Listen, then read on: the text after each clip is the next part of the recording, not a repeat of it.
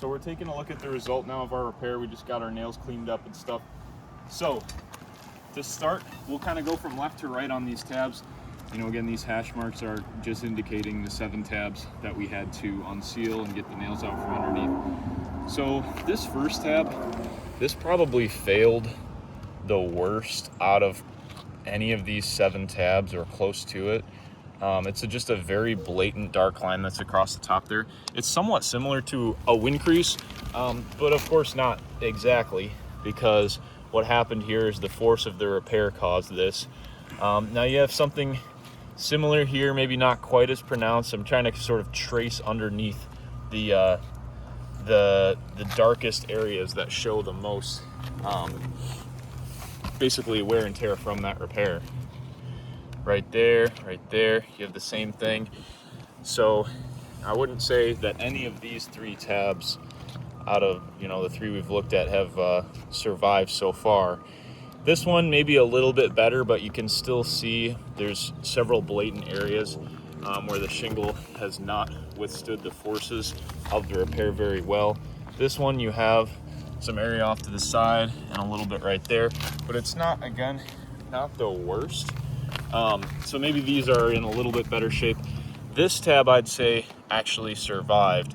I will give this one a pass. So, you know, that's good.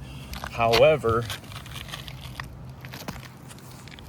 this part of the shingle right here, I don't know if you guys can see that, this ripped, and this actually has been ripped, I think it may have been from taking a nail out that was there.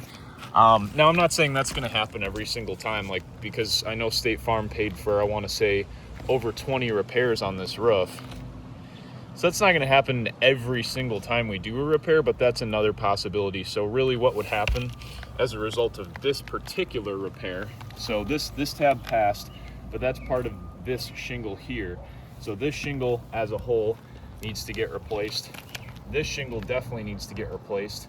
And then this top shingle definitely needs to get replaced. So as a result of one repair, 3 shingles now have been damaged. So we did more harm than good here, even with me trying to be as slow and deliberate as possible. I mean, you guys will see that first video was probably 10 minutes or something. So, you know, we were really trying to be as careful as we could be. And yeah, we're still at this result. So if we go and carry on with the 20 plus repairs that State Farm has paid for, guys, basically what's going to happen is we will have to then repair another 60 shingles, and then to repair those 60 shingles we'll have to damage hundreds more shingles at that point. So it doesn't really make any sense to do a repair. It's not going to remedy the loss that the homeowner has here. So hopefully we can do the right thing for this customer and replace the slopes that are damaged, not repair. I do think just about every slope on this one was damaged, but I'm not completely sure on that. You know, I know if that is the case, then we would just be replacing the entire roof. But thank you guys for your time and attention on this. I know this is not probably what you want to be doing or looking at, but I appreciate you looking it over nonetheless. Please call us if you have any questions at all. And yeah, like I said, our goal is to get the right thing done for this homeowner and get the loss remedied. So thanks. You guys have a good one.